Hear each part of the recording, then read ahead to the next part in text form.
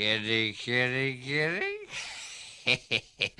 Have a little old-time rum with old Bill, eh?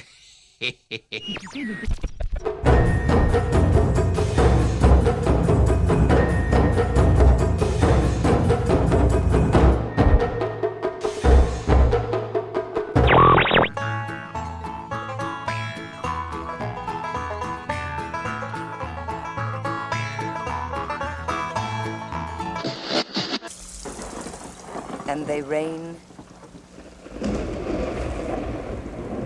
and rain and rain. The deluge.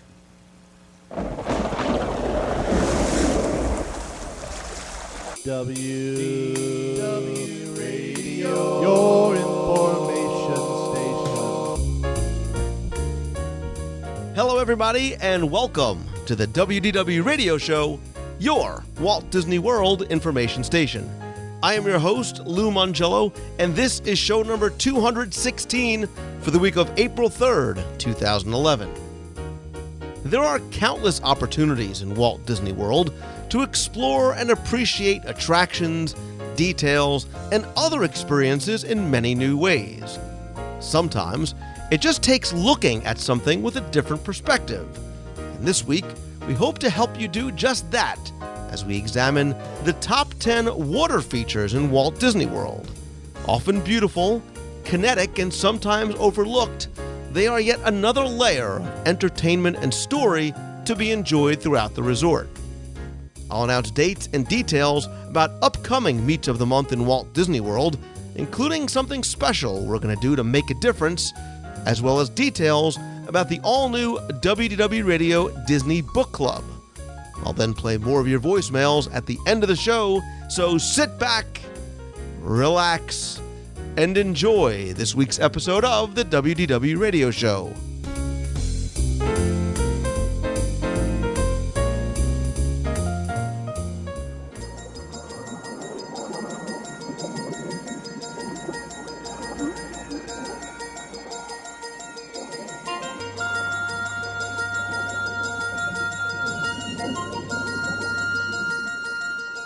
With the show and the audio guides and Celebrations magazine, I've always tried to help you find, examine, and appreciate the little details that Disney puts into every aspect of Walt Disney World. From the attractions to the queues, to the sounds and even the scents. If you remember our top 10 smells of Walt Disney World from show number 75, Musty Water. Sometimes, though, we're so busy enjoying the experience or looking so closely at or for something that we miss some of the larger details that help create the environments or the experiences themselves. So this week, we're going to look at a top 10, and then some, of something that can be very simple to something kinetic to something that may be interactive or even simply passive, as we explore the top 10 water features in Walt Disney World. And so when you hear top 10, you know two things. One, that it's going to be way more than 10. And two, that Peter Panic Foster will be probably joining me. Tim, Peter welcome Panic. back. Peter Panic. So that suggestion came from two listeners, actually, as well as the idea for this segment that came during one of the live broadcasts we had. So thanks to the listeners for the Tim Foster nicknames. Please keep them coming. And for top 10 water features, Tim, I got to tell you, I love this idea. And that's why we kind of jumped on this pretty quickly after a listener suggested it. Well, it's funny. By the way, is it Peter Panic because I'm afraid I'm going to fall in the volcano on Peter Pan? I think it's more the childhood innocence of Tim Foster with that paralyzing fear of riding anything that goes over 5 miles an hour? Pretty much, yeah. Okay. I'm very curious to see what you have on your list, because my first reaction was to shy away from the obvious, and I'm not sure if you're going down that path, too. I did as well. There are so many obvious ones out there. But... Right, and I specifically left it vague when I said water features. I didn't go into a lot of details. I just threw it out there because I wanted to see what you came up with. And I have a feeling that, scary as it sounds, we may think alike in staying away from, Bay Lake, which is not on my list.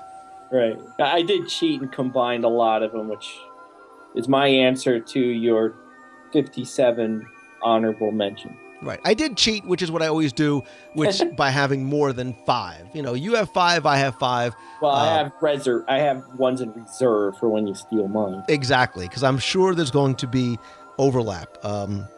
But in the interest of courtesy, I will once again allow you to go first and give me, again, it doesn't have to really be in any particular order, but one of your top 10 water features in Walt Disney World. And maybe you can preface it by telling me what sort of came to mind first when you heard water feature. That my wife gets wet on pretty much any ride that involves water, and I was sure that's going to come up. It wouldn't have. You couldn't have let that die, but now that you did, please continue.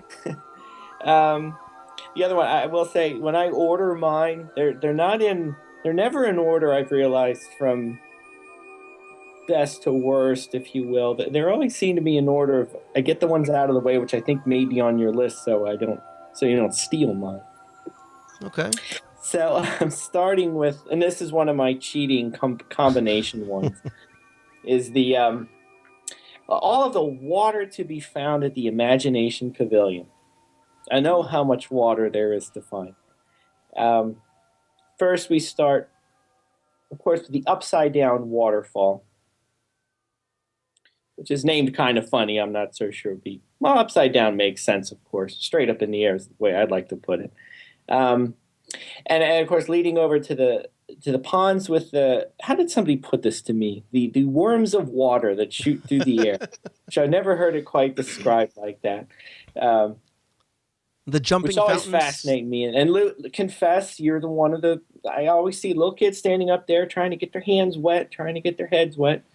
You've been up there yourself once in a while. I have, and still at age 42, I'm frustrated that I can't reach the water. I still, Well, that's another show for another time. But it's a lot of fun. I don't know if I might have done that the first time I've been there, but other than just the sheer joy of watching, was really fascinating, is to watch all of the kids and older kids try and get up in the way and catch one in their hands and get wet.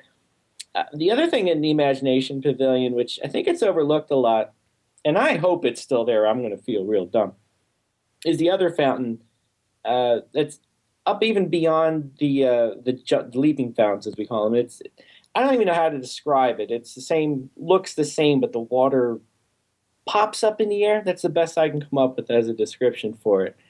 I think as opposed to the other two water features in the Imagination, that one gets a little bit overlooked because it's sort of tucked away in the back there when there really isn't much else there to look at. But still a lot of fun. It's different. It's unique from everything else that's at Epcot or at Walt Disney World. And the thing with Imagination I like is how it all ties together. And it even ties in with all of the water that's in Future World West, which in of itself is a pleasure to just sit and look at on a nice, peaceful afternoon. And this is where I'm really cheating and tying this into something else.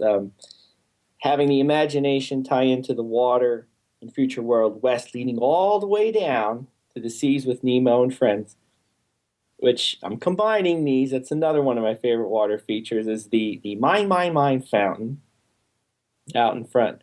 And I noticed this last time, Lou, and confess you've done this yourself. There are two places in Walt Disney World that people always feel compelled to say something. And one of them is at this fountain, because pretty much everyone who walks by that has to go, mine, just like the seagulls do. And the other one, I'm not sure if I mentioned this before, and that has nothing to do with this list, but I'm throwing it out there anyway, is in Mickey's PhilharMagic when Tinkerbell flies across the screen and everybody feels compelled to say, Tinkerbell, as if we don't know who she is. And I bet you've done both of them. You had me with mine, you lost me on Tinkerbell. Well, notice it. Next time you're in there, and this may pop up again on my list somewhere. Aye. But when she comes down, somebody somewhere in the theater we'll announce who it is for those of you who didn't know who she was. Yeah, they're usually 6, but that's okay. I like Well, your still. I like your first excuse me one on your list because it's one that I expected you to have first on your list. I know we sort of both have an affinity towards the Imagination Pavilion, and I did not put it on my list. But again, the first one out was not an attraction. You know, when we think about water features, sometimes people think of the waterfall in this attraction or the drop-on splash. You went to an aesthetic thing at a pavilion, and I like this one as well because it gives a sense of movement. It's very kinetic, and you can see it from a distance, and it very much acts as sort of that visual weenie over to the Imagination Pavilion. What is normally sort of a passive experience looking at the water features, again, for kids and kids at heart that want to stick their hands in it, it does become sort of a mini playground at times, something that they've expanded into other parts of the theme parks and downtown Disney as well. I liked how you connected it to the little waterways in Future World on that side of the park. Definitely a stretch and nice way to sneak in the Living Seas with that. Did you like how I did that? Do you remember way back when the Living Seas first opened and it had the big crashing waterfalls, right? Yes. When it was sponsored by United Technologies? Yes, love that very much. I'm glad they kept that anyway, that feature.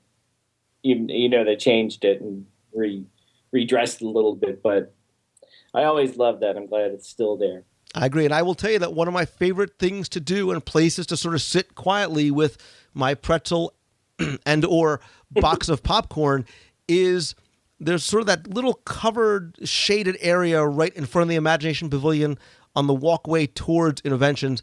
There's a couple of nice benches there depending on the time of day. You've got the shadow, you've got the monorail going overhead, and you've got the waterfall in the distance. Really sort of a nice place to sort of take a few minutes and eat. Oh, you're making me weepy. I like that. I'm making myself hungry. Forget that. All right. So I'm going to move on to the first on my list, and I am reordering my list because this is probably my favorite one on the list. And I'm taking it because I'm afraid that you are lying, cheating thief and will steal it first. So I'm going to say that over in, also in Epcot Center, but this time in World Showcase, where many of mine actually are. Here it comes, brother. You know it. Over in Japan. I see. I knew it would be on your list. And I'm piggybacking on yours. Go ahead. That's quite okay because I originally sort of started off with, the waterfall and the koi pond and that nice flowing stream, the little bridges and the bamboo. Every one of mine. Slow down. It's all gonna listen. I'm taking over all of Japan. I am encompassing all of Japan here because you can help me then, because I had a question about it. So that's okay because the stream really starts in back by the Yakitori House. Again, one of my very favorite places in all of Walt Disney World. Eating at Yakitori House up on the patio under the covered lantern, where the lanterns are at dusk. It's beautiful up there, but the waterfall begins up there. It goes down through the gardens into the koi pond. There's beautiful stonework there. It has a lot of meaning behind it, balance of energy and serenity. It has the beautiful architectural elements of early Japan. There's so much to it, not the least of which the fact that it revolves around food. But I think day or night, it's beautiful and it's a nice sort of quiet place to wander. And I think, Tim, a place a lot of people really don't go and sort of wander back there a little bit. And during Flower and Garden Festival, a lot of times you'll find the bonsai trees and stuff back there. But arguably one of my very favorite places in all of Walt Disney World property. You had me at Koi Pond. Well, here, I am going to piggyback on yours because this was another one of my cheating ones. I crammed at least 6 into this one. It was World Showcase in general. See how I did that? But help me with the wait a minute. You can't lump 11 pavilions into one answer. Yes, I can. There's so much water there. We'll find. We can round out 10. Easy. But here's my question with the koi pond, and you can help me or the listeners can help me. One of the things I like about it is the the bamboo tube that fills with water and goes kaplunk. What is that called? The best I could find was the Japanese term, which I believe is shi-shi-odoshi. And Right. please, anybody who I'm pronouncing that wrong, please let me know. I thought it was water hammer or water drum or something. I don't know what that is, but do you know what I'm talking about? That feature? So I usually get the spicy tuna roll, and then I also get one of the boxes with the beef and the chicken, and then the iced green tea is awesome. And you sit outside, and if you time it right at night, you get the lanterns, and World Showcase at dusk is beautiful. Well, I want one at home. So anybody knows what that is, tell Lou so he can tell me. I swore I knew what it was called once, but the thing about World Showcase, and you took Koi Pond, so I'm not putting that on my list, but are all the other, so to speak, natural water features that are there, and non-natural water features. And I'm not talking about the River of Time or Maelstrom, but... You just threw two in. Go ahead. Excuse me? You snuck two in right there. Go ahead. See how I did that? But anywhere you go, the Lily Pond in China, the creek in Canada, and the Victoria Gardens, contrasted by the raging river through the Rocky Mountains. 5. I got more. The Neptune Fountain in Italy, 6. where I don't know if this is out there, but in my quest to find my own hidden Mickey that I can call my own, I swear there's one in the stonework behind the statue. Everybody probably knows what I'm talking about. Well, if nobody does, then that one's mine. I'm going to lay claim to it. And one of the most beautiful photo spots of all, in front of the fountains in France. 7. 7. I'll stop there. I think that's enough cheating. But water features abound in World Showcase. And it's obviously one of my favorite places of all in all Walt Disney World. And that's why. Very few of those I actually get wet. Not all of them. Well, I almost found the France fountain one. I agree with all those, and I think I'm happy that you sort of ended with France because I think it's a wonderful photo opportunity. It's beautiful visually, and a lot of these too. There's an auditory element, like in Japan, hearing the flowing of the waterfall, hearing the fountains as you're sitting there enjoying your Napoleon from the bakery or whatever it might be, very much adds to the overall experience. I think a lot of people, it's very subconscious for them. But one thing that I'm happy that you left off of your list, although I will admittedly say that I'm surprised, is also in World Showcase, and I'm going to mention it next on my list as long as we're staying in this part of Walt Disney World. And this is over in Morocco. And I think maybe you overlook it, and some other people do as well, because it isn't always on. But on the lagoon side of the promenade, where the stage is, where the store is, there is a water wheel, and there is just an ancient water wheel type lift that takes water from the lagoon and dumps it into a formal garden.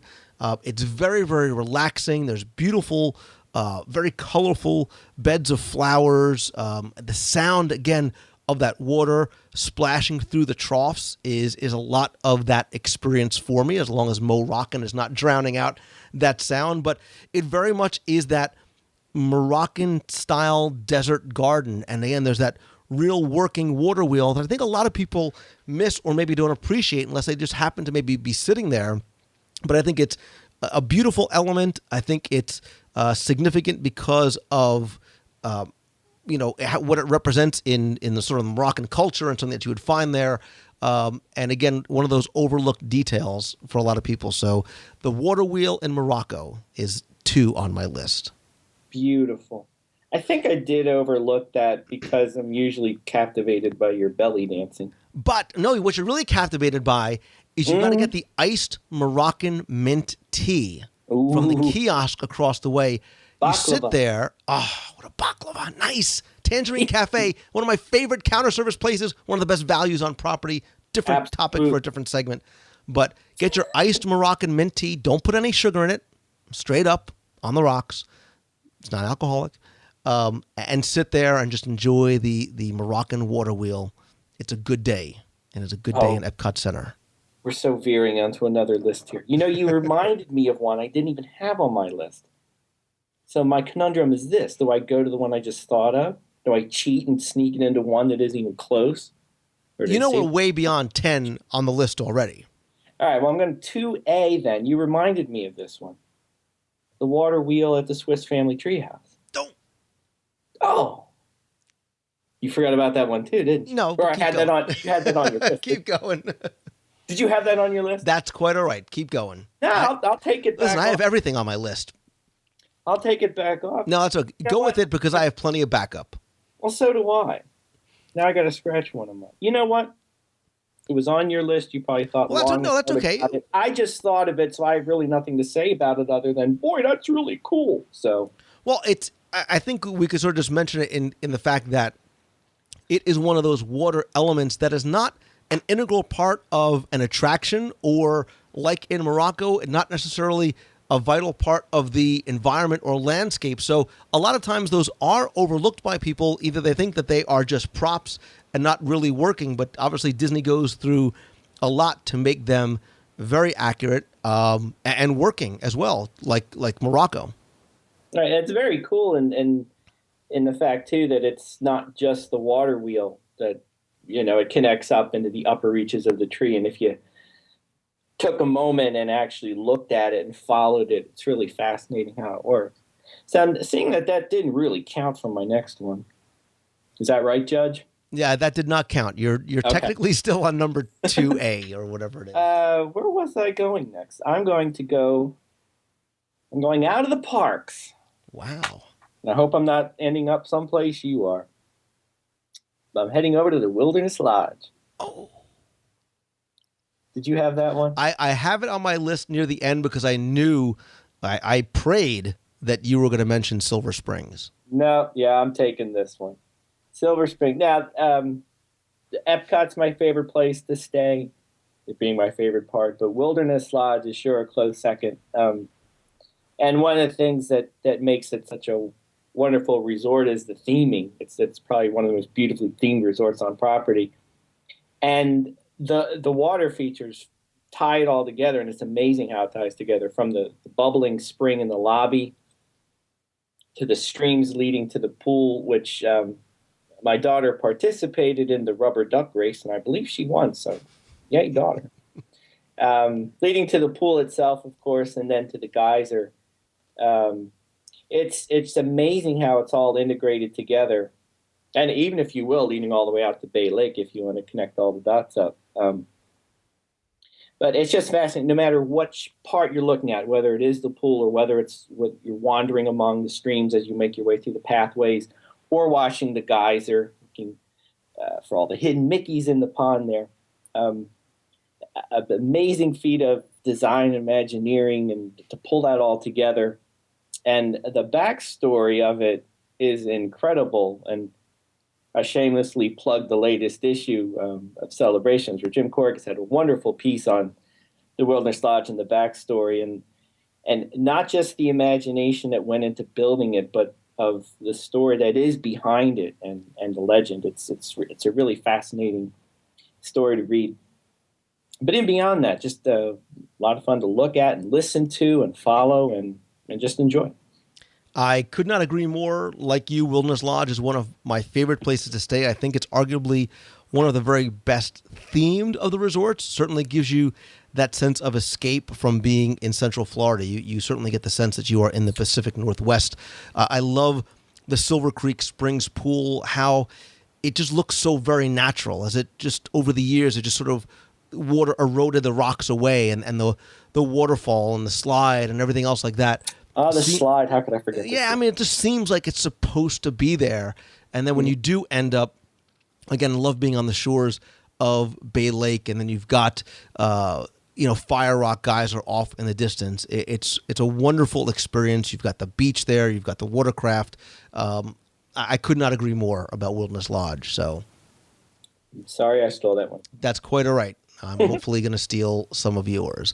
I don't know. My next two are really go with me there category type of thing. I've got a couple of go with me's. I have a couple of go with me's, and I'm telling you that I have more than 10 on my list, and I want to mention them all simply because I want people to look for them. I think some of these things 5 on your list, right? Not 10.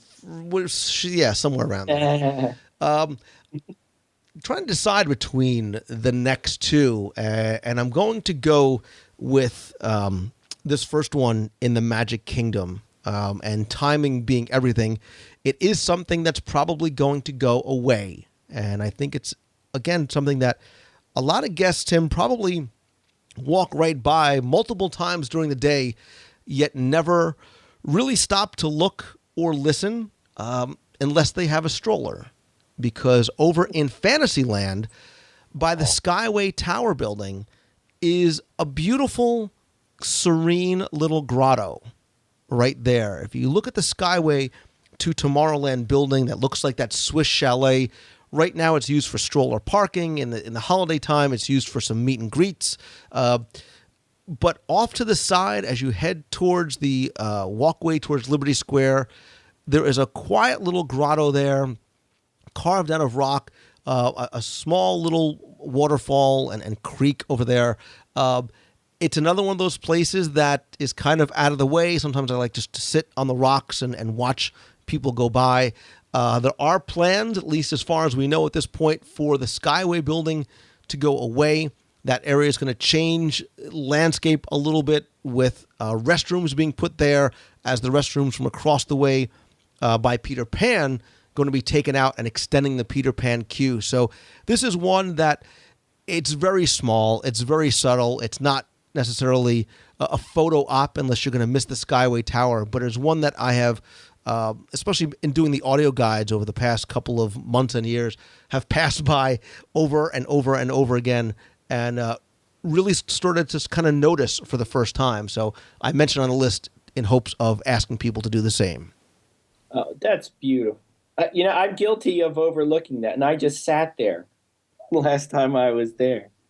But no, I couldn't agree with you more. That's fantastic. And yeah, if it's going away soon, that's sad news. Next time you come up, we'll go over, we'll share a funnel cake, a pickle, and a hug, and we'll take a picture right by the grotto. How's that? Okay. Not necessarily in that order. But, so. All right. On to my next one. It gets away from this topic of conversation. Good idea. Real quick. Which one should I go with? Both of these you're going to go, oh, gee. I'm going to, I'll save the real water for the last one, because the next one I'm going with are water features that aren't water features. Oh, no. Now, stay with me here. This is actually one of the things I very much like on all of these attractions is when you experience a rain scene, but it's not really rain, but the effects that are used to create the rain scenes are some of my favorite moments. And I'm throwing these in with water features because you're supposed to think they're water and you're supposed to think you're going to get wet. I'm talking of effects like the tropical rainforest in Living with the Land, where sure you're floating obviously on a boat. There are waterfall features in there, but the raging thunderstorm effects that you see are quite amazing, and that's probably my favorite part of the whole ride, except for finding the hidden pumpkins. That's all. Another scene we've talked about many times is the storm scene in Pirates of the Caribbean, and that I think this is just another example of why that's a favorite scene pretty much any attraction. We've talked about it as the scariest scene and probably many other things we've mentioned on the top 10 list. But again, the rain effects in that scene are amazing. The singing in the rain scene in the Great Movie Ride. It's a Small World even with its rainforest effects. A lot more whimsical than as you'd find in Pirates of the Caribbean or Living with the Land, but quite suitable for the ride. And my favorite one of all is in The Many Adventures of Winnie the Pooh. Yes. During the blustery day scene, I think Blue agrees with that. I'm endlessly fascinated with how they recreated the rain and the ripples in the pond. or ripples on the puddles on the ground as you see them. It just ties in so well with the whimsy and the theme of the attraction itself. It's my favorite non-water water attraction effect in Walt Disney World. You know what? I'm What? giving you extra credit for that one. Oh, Because it was out of the box thinking, and it made, for some reason, Tim, it actually made sense when you said it. see that? And I think those are great examples. And as soon as you said it, I thought of the blustery day and that simple effect of making you feel as though you are floating along in the honey pot. And we all are watching to try and figure out how they create the rain effect and watch as those puddles form, in the three-dimensional scenes like that. So big kudos to you for pulling that one out of thin air. I'm probably going to give it all away on the next one, but Probably, because you're going to be like, oh, Bay Lake is my favorite water feature because it's a big lake. So, yeah, I like that. I like that one a lot.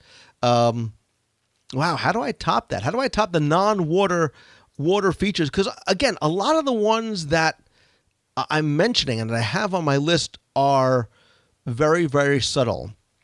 And they're ones that I've come to appreciate. And, again, I think want to mention them in hopes of people trying to find them. So one that I have seen a lot lately because of a project that I'm working on exists also in the Magic Kingdom, not too far from the Fantasyland Grotto.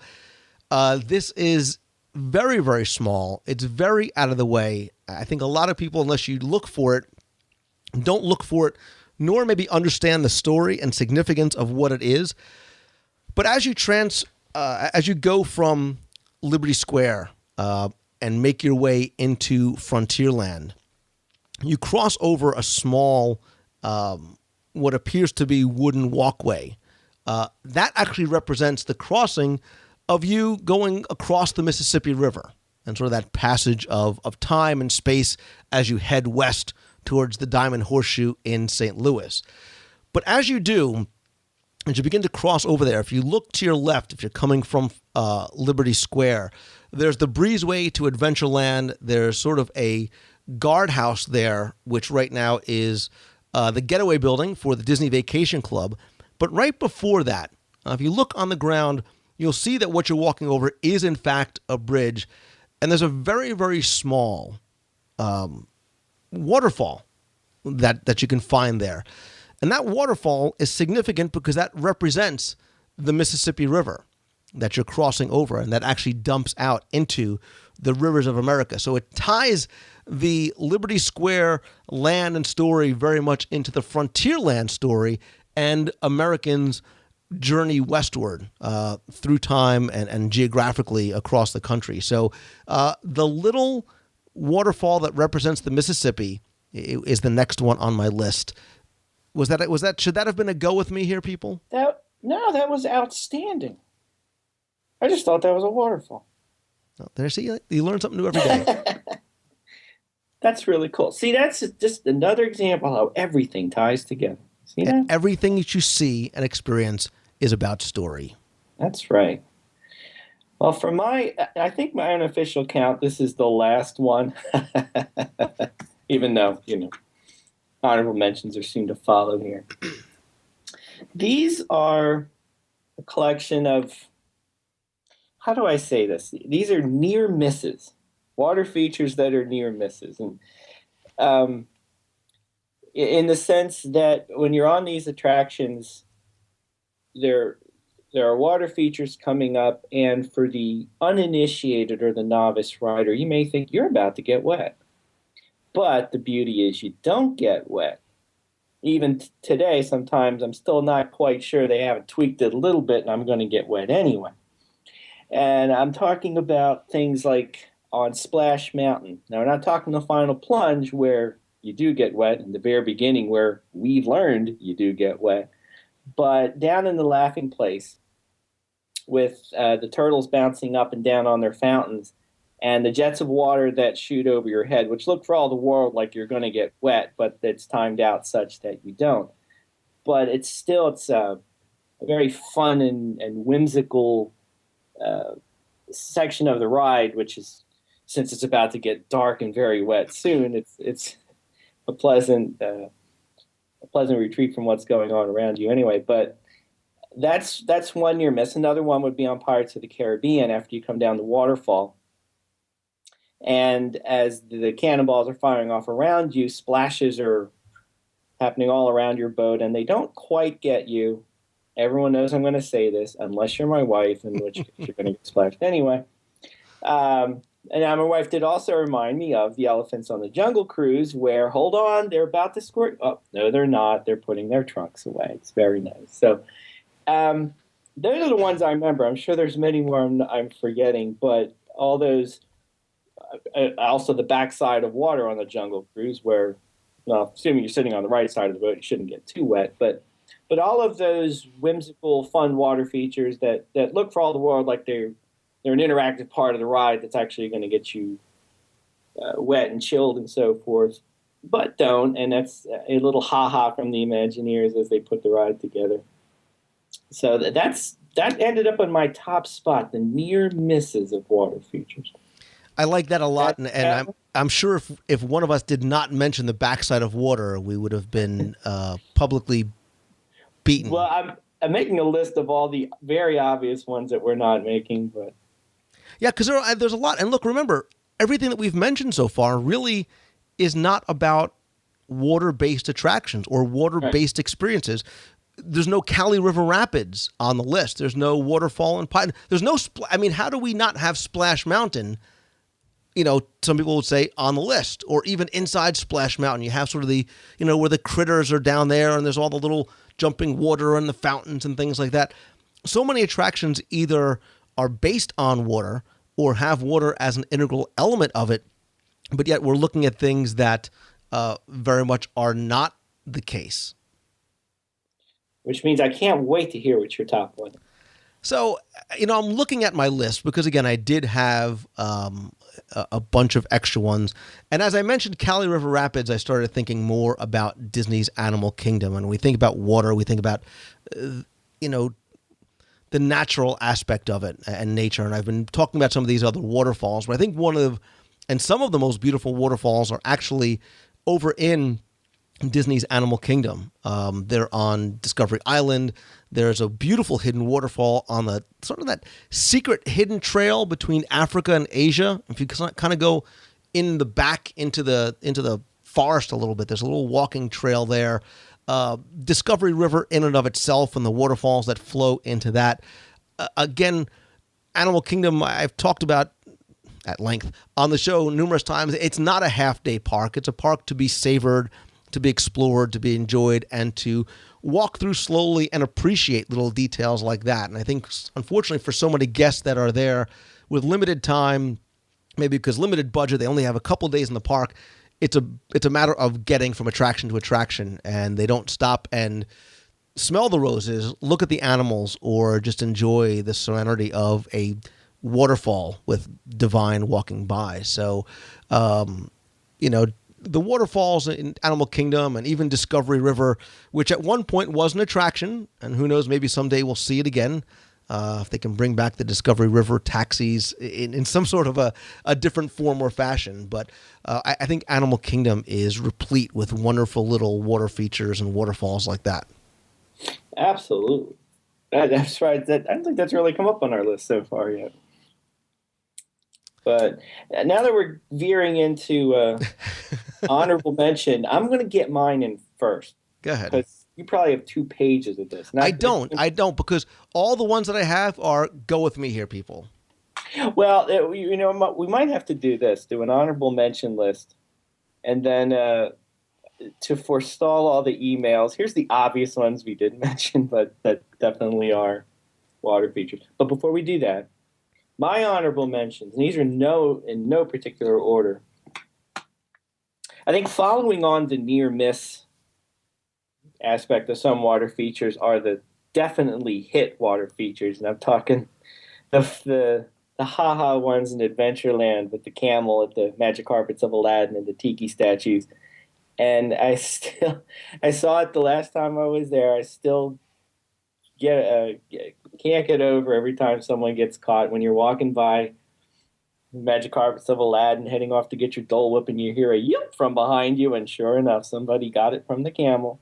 Or you get the innocent, pose for a picture in front of the tiki statues, no problem. A little bit to the left. So still a lot of fun. Every time I get Lou at that, it's hysterical. How I keep falling for it, I have no idea. I don't know. You'd think after the first 27 times you would have gotten it. One of my favorite little moments, water related, in Mickey's PhilharMagic, is a segue from the Sorcerer Mickey segment to Ariel, and you get that big splash, and you get a few drops on your face. I just love that. I just love that movie, so I throw that in there. And this is one of those, I think, obvious ones that everybody's probably screaming, what about? So I'll just throw it out there, the fountain in the lobby at the Polynesian. Mm-hmm. And while we're at it, the fountains everywhere on property. As you go in, the beautiful tall fountain off to the left. That's a gorgeous photo opportunity, if you will. But the lobby is just spectacular. I took my parents; they saw it for the first time. They quickly thought they could put that in their backyard, but then they got rid of that idea pretty quick. But just a stunning sight, whether it's from the lobby level or from the second floor. The last one I'm going to throw in there because I can't wait to hear what yours are. This is a very off the beaten path one, but having just stayed at the Dolphin, wonderful resort, by the way. Now, it's not the fountain. It's actually, I was fascinated every time I saw it, was the entrance to Todd English's Blues. Oh, my God. I just fell in love with you. I just fell in love with you all over again because it's on my list. Oh, it's just a fascinating architectural waterfall inside the glass detail. Not that I've eaten there yet, but that alone would hook me in to get in there. Just if you're in the Swan Dolphin area, just to look at it, go check it out. It's really fascinating. You made this little boy smile from ear to ear because I thought that was going to be the one that's he's going to be like, the what? Yes, the Swan and Dolphin, the Blue Zoo sign. Oh. And now, of course, we have to go and eat there just so we can appreciate it. So I thought you were going to say the waterfall sort of over the shells outside on the exterior of the Dolphin. That's sort of I thought of that. That was one of those obvious.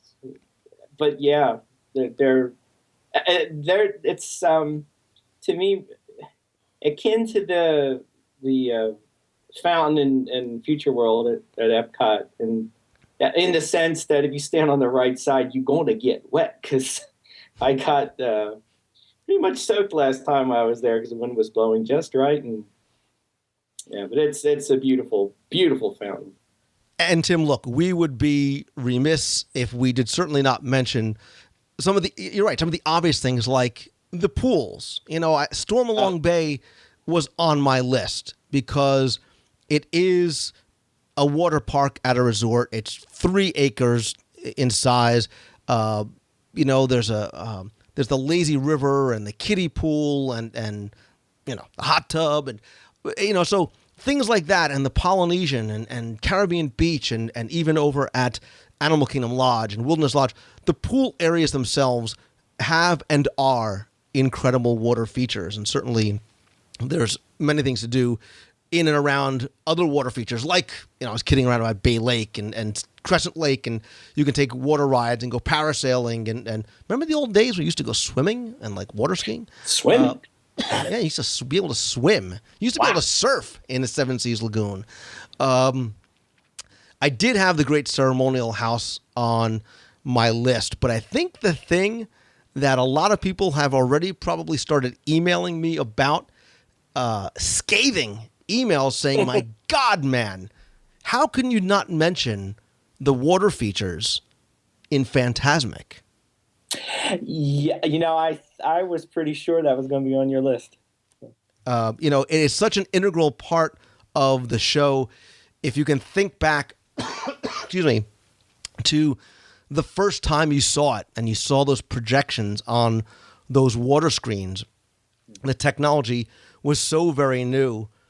And the fountains that are part of it, and just the action that takes place on the water with the floating scenes and the Steamboat Willie finale. I mean, there's so much, obviously, that makes that a water feature and a water-based experience. Certainly gotten me to think, and I know it's not Walt Disney World, but, Disneyland's World of Color certainly would rise to the top of the list if we were talking about both coasts as far as water features in the theme parks. Right. That reminded me. I was close to putting the water fountain sequence of illuminations on there too, but didn't. Yeah, and like we said, there's a lot, excuse me, that we didn't include. We didn't talk about the water-based attractions themselves. The ones where water is sort of a requisite element. I don't know why I keep thinking back to the waterfall in Pirates of the Caribbean and things like that, which are just such a classic part of the storytelling and a classic part of an attraction, which still remains one of the most popular ones in the parks. Yeah, and you wonder how many did we miss? So I'm going to throw many fountains and lakes and waterfalls, and I'll throw one more in there just because, again, of the inordinate amount of time I've been spending in Frontierland. Many people, Tim, especially if you don't have young kids, don't get a chance to make their way over to Tom Sawyer Island and walk to or through Harper's Mill. But if you look very closely, there's actually a water wheel on the side of that old red barn. And of course, Harper's Mill is paying tribute to Harper Goff, of course. And what Disney film? Yeah. The Old Mill, the 1937 Silly Symphony, Old Mill. But yeah, there's actually there's a water wheel on the side of the mill that years ago Disney had to replace. The mill was just getting old after 30 some odd years. They made the new wheel so well using modern technology that when they put it on, it actually spun too fast. So they had to come up with a system in order to slow it down to make as though it appears though it was built during that time period. So there's your little bit of trivia from Harper's Mill. Harper Goff, the Old Mill, and the wheel was too fast. For whatever reason, you made me think of two. I'm sneaking in two more honorable mentions because they meant it was supposed to be on my list in my fake water thing. Storm sequence from the Enchanted Tiki Room and the storm sequence from Carousel of Progress. Breathtaking stuff. All right, back to you. Well, then I have to, because I'm saying, we have not been to Disney's Hollywood Studios, so just to give there somewhere, yeah, I'd sing it in the rain. Oh, that's right, and we had Fantasmic. What the heck? Let's throw in the water sequence at the beginning part of the Backlot Tour, which for years was cool, seeing how the special effects were made and guests become an interactive part of the filming of that scene from Pearl Harbor. So I want to make sure we give all the parks their due. Catastrophe Canyon. Oh, that's right. Ah. So this really, we got to just stop calling it Shut top it down. tens. Just stop calling it top tens. We're going to call it the top whatever. Yeah, the top water features in Walt Disney World. Or the every single one we can think of. Yeah, but you know what? As many as we mentioned on our collective and individual lists, I'm sure that there are ones that we missed. I certainly want to hear from listeners as to either A, my God, man, how did you possibly not mention this?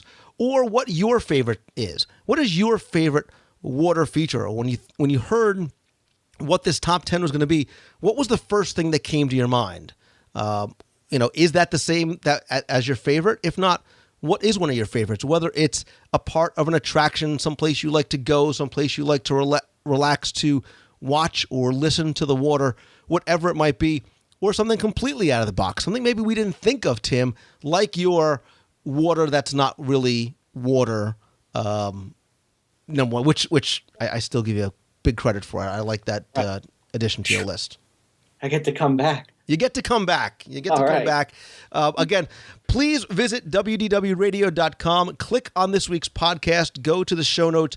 There you can comment. Let us know your favorite water features, the ones that you thought of first, or maybe ones that we overlooked. Tiny Tim Bananas Foster, you will be back to do more Top 10 and other segments as well. I now think I need to take you to Blue Zoo. We'll have to just review it one more time just for fun. And always, of course, you can find Tim over at guidetothemagic.com. And as you know, Tim is my partner, not just in sharing pickles and funnel cakes by the grotto in Fantasyland, but on Celebrations magazine as well. Bravo. That's all you got? That's all you got is bravo? That's all I got. That's all. I'm thirsty now for some strange reason. And you know what's really good? I didn't really bring up food in this list. Food did not make it onto my list other than the mention of the funnel cake and well, but food was not an integral part. Like I didn't mention any Oh, wait a minute. We didn't mention things like Mexico. Oh, here we go. Sorry. All right. I won't continue. Trying to make sure I get something in. Norway. The falls in Norway. That was a self-fulfilling prophecy there. I know. All right, buddy. Thanks again. All righty.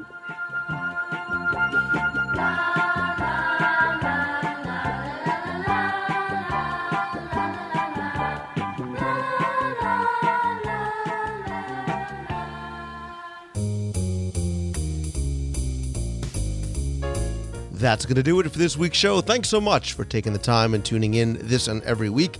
Before we get to the announcements, I did want to talk to you about something new that we're doing over at WDWRadio.com, because Walt Disney once said that there is more treasure in books than in all the pirates' loot on Treasure Island, and we agree. And in fact, there is a treasure trove of books relating to all things Disney, and we saw this on the site as a great opportunity to broaden the Disney fan experience and study some of those works in a fun and informative way.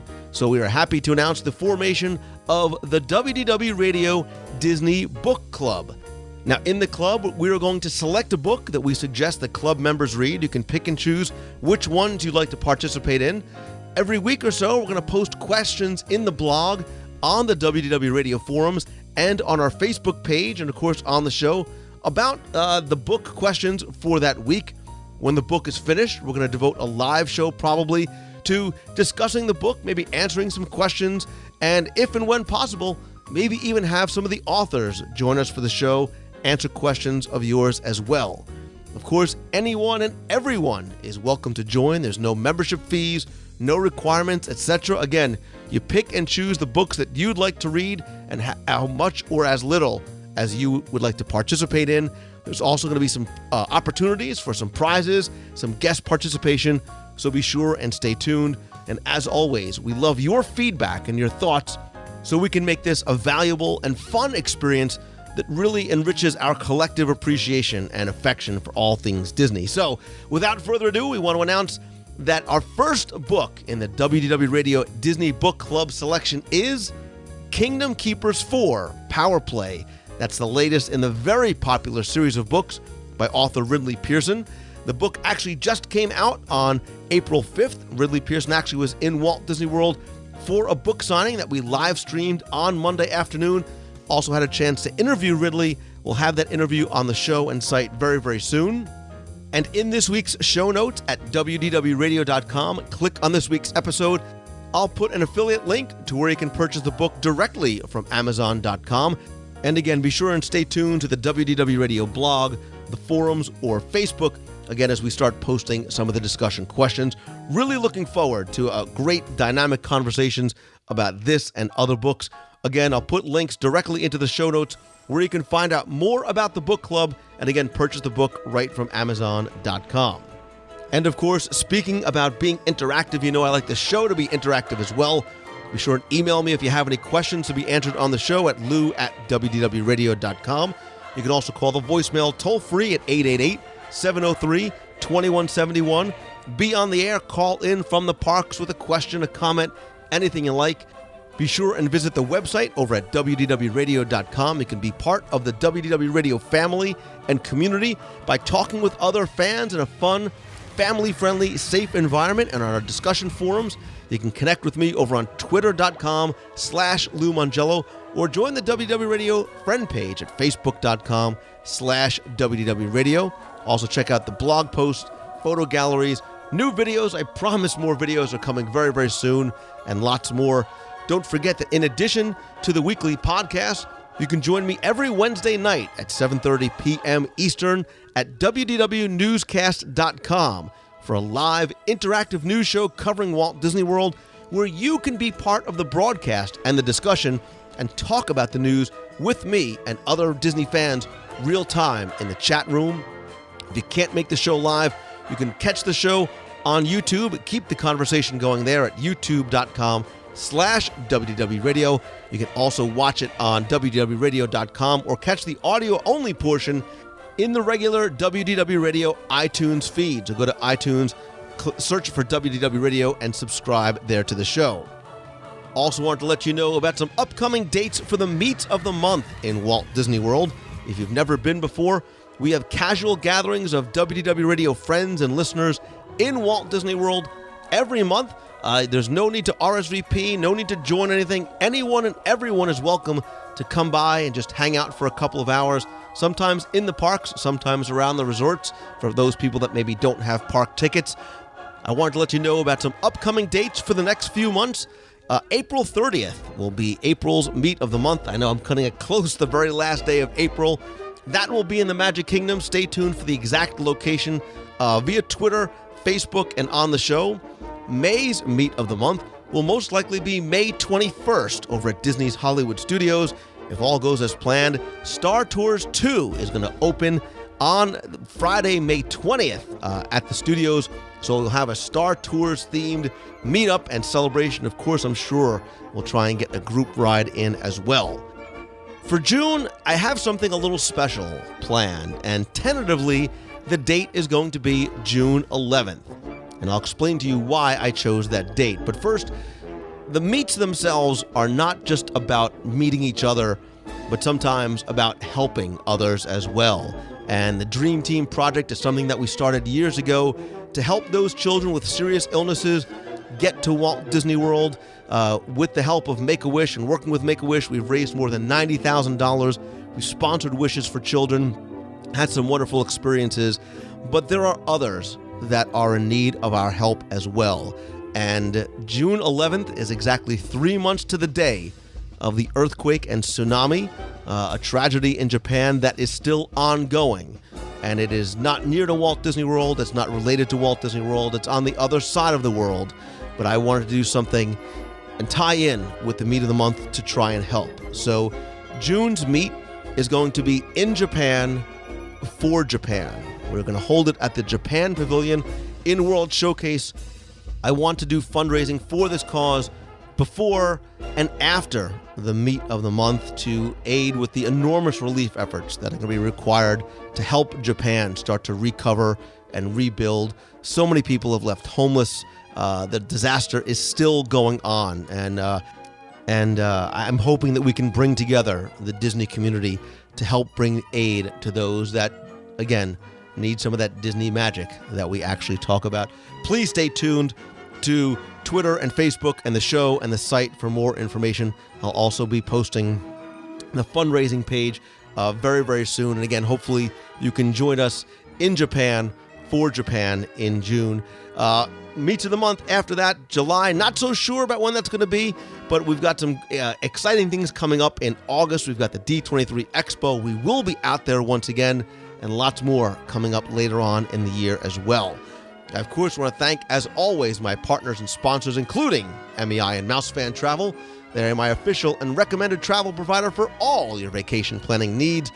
Walt Disney World, Disneyland, Disney Cruise Line, Adventures by Disney, lots more.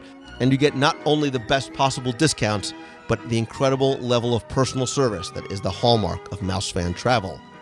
If you're looking for a vacation home within just a couple of miles of Walt Disney World, you want your own private pool, spa, kitchen, game room, multiple master bedrooms. You can get homes with up to 7 master bedrooms. Go check out allstarvacationhomes.com. They've got 2-bedroom condos to 7-bedroom homes, lots of great amenities, and so much more. Next time you're in Walt Disney World's Downtown Disney, or go make a special trip and check out Bongo's Cuban Cafe. Wonderful live music and dancing on Friday and Saturday nights, indoor and outdoor seating. Most importantly, great Caribbean flavors at lunch and dinner, inspired by a sort of 1950s Havana nightclub. They also have 3 bars, an express window. You can visit them in Downtown Disney or check out their site and menu over at bongoscubancafe.com.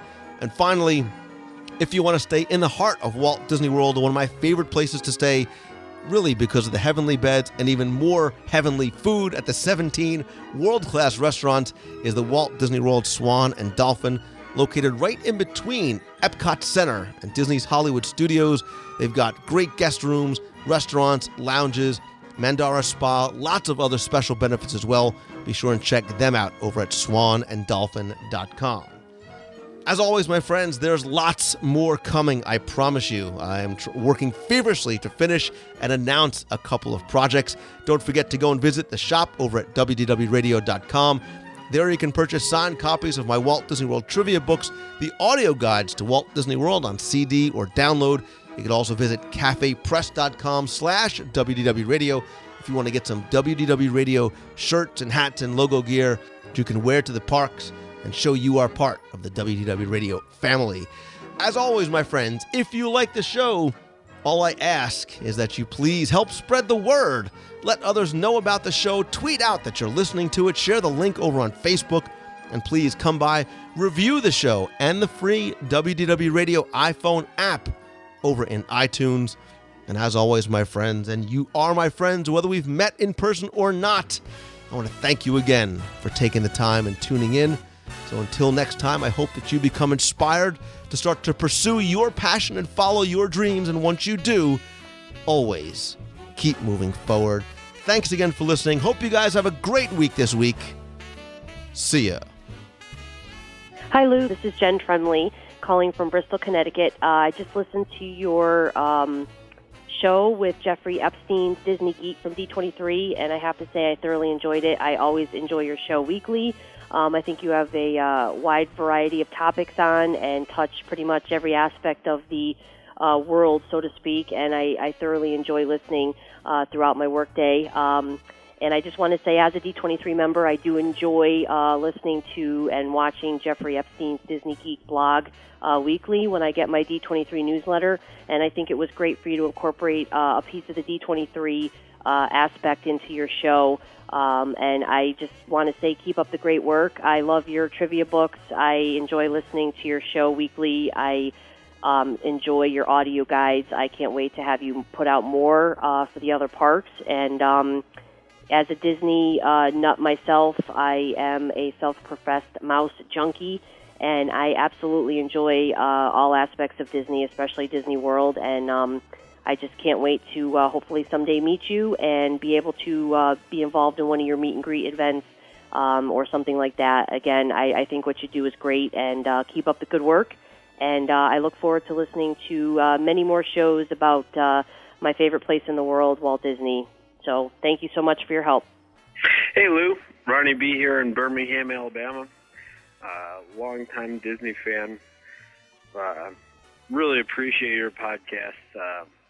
Watching the Walt Disney Man Behind the Myth special on TV here really gives me just a great feeling that this guy had some awesome concepts in his mind that he brought to reality. Gives me a positive feeling to work harder every day to make my feelings reality, and I know you do the same. It's just a cool thing. Enjoy the show. Thanks. Hey, Lou, it's Mike Scabetta. It's Wednesday afternoon. We just got to the Magic Kingdom, me, Jeanette, and Blaze, and they're doing a soft opening of the new Mickey Mouse and Princess meet and greet. And Mickey Mouse side was a 5-minute wait. They got a very large queue set up. We walked all the way right in. They stopped you at 2 interviews to see how many are in your party. And then you actually meet Mickey and Minnie face-to-face, one-on-one, in their dressing room. And I took a few photos that I'll send you later. And they've got their